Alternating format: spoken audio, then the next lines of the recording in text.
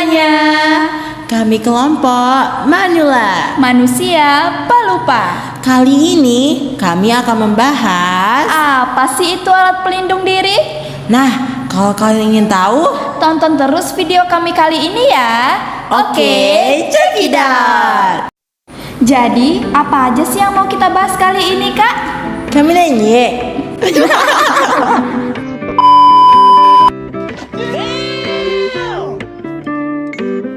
Jadi, yang akan kita bahas itu adalah pengertian alat pelindung diri, Pemilihan alat pelindung diri, kriteria alat pelindung diri, jenis-jenis alat pelindung diri, prinsip pemeliharaan alat pelindung diri, dan kecelakaan akibat kerja loh teman-teman.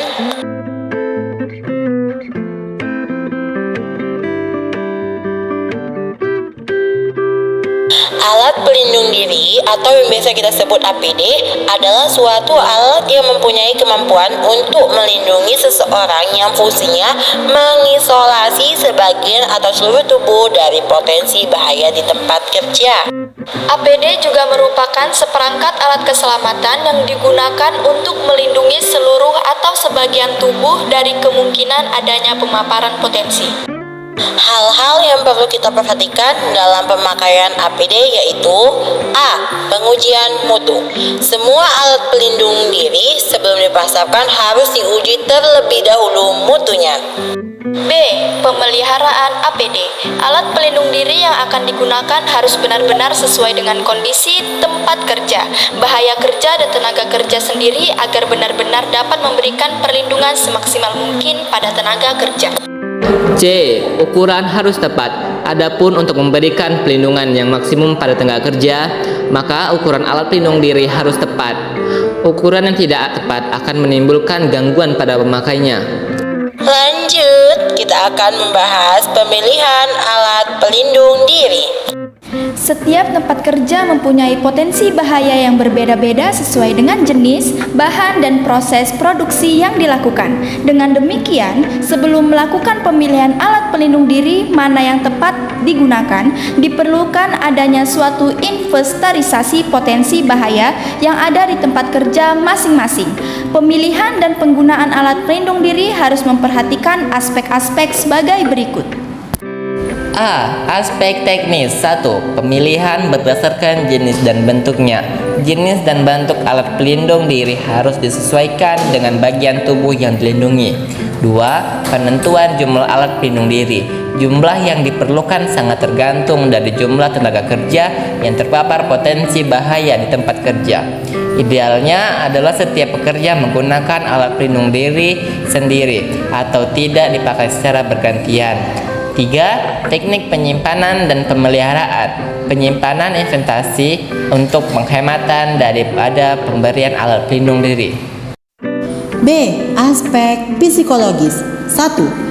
APD harus dapat memberikan perlindungan yang adekuat terhadap bahaya yang spesifik atau bahaya-bahaya yang dihadapi oleh tenaga kerja. 2. Berat alat hendaknya seringan mungkin dan alat tersebut tidak menyebabkan rasa ketidaknyamanan yang berlebihan. 3. Alat harus dapat dipakai secara fleksibel ya. 4. Bentuknya harus cukup menarik. 5. Alat pelindung tahan lama untuk pemakaian yang lama. Selanjutnya, kita akan membahas kriteria alat pelindung diri. Oke, kriteria alat pelindung diri berdasarkan aspek-aspek tersebut, maka perlu diperhatikan pula beberapa kriteria dalam pembelian alat pelindung diri sebagai berikut. 1. Sesuai dengan jenis bahaya yang dihadapi. 2. Terbuat dari material yang akan tahan dari bahaya tersebut.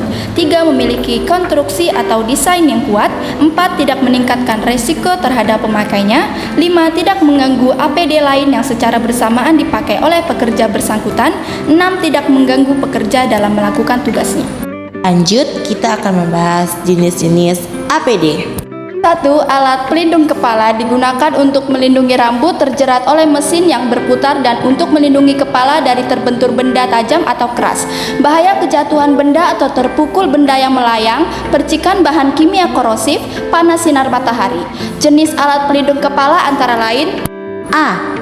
Safety helmet atau tutup kepala. Ini berfungsi untuk melindungi kepala dari kebakaran, korosi, atau suhu panas atau dingin. Tutup kepala ini biasanya terbuat dari asbestos, kain tahan api, korosi, atau kulit dan kain tahan air.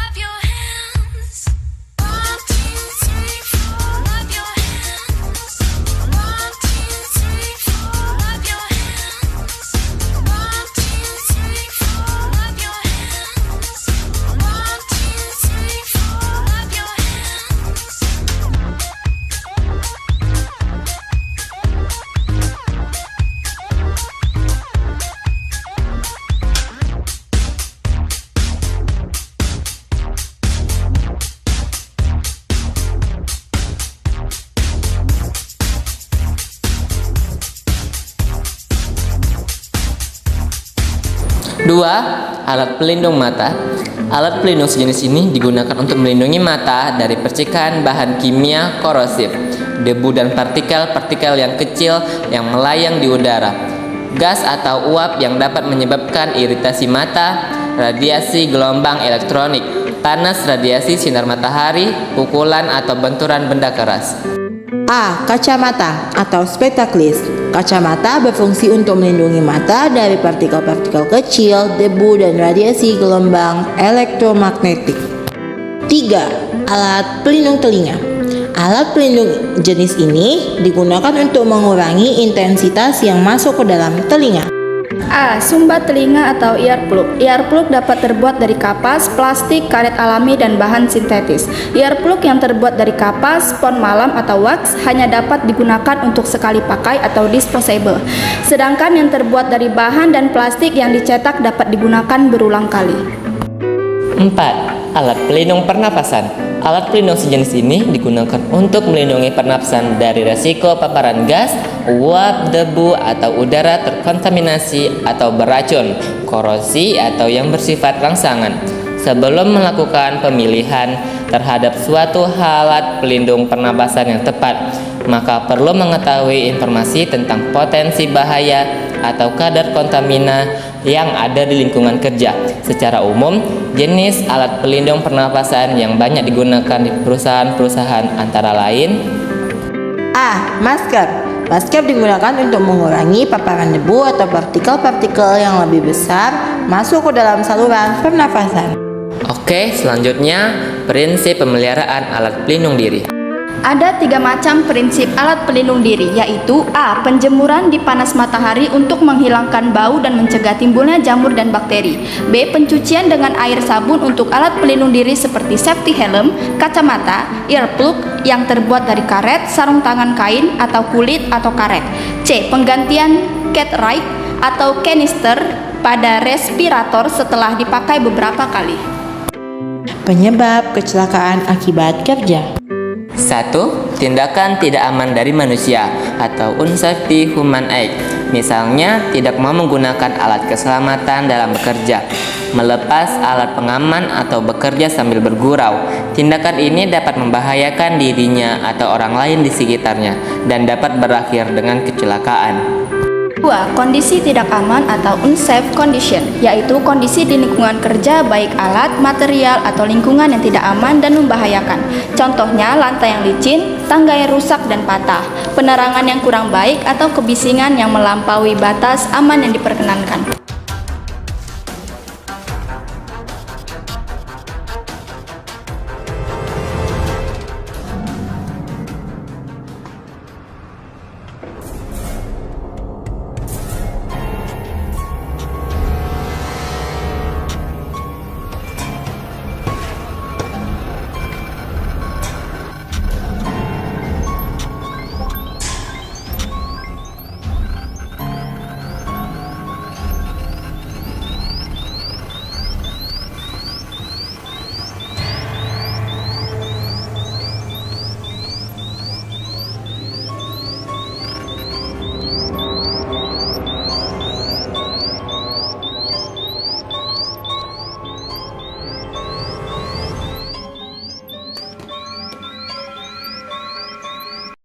Yeay, Kamsahamnida sudah menonton video kami kali ini. Semoga video ini dapat bermanfaat untuk kita ya.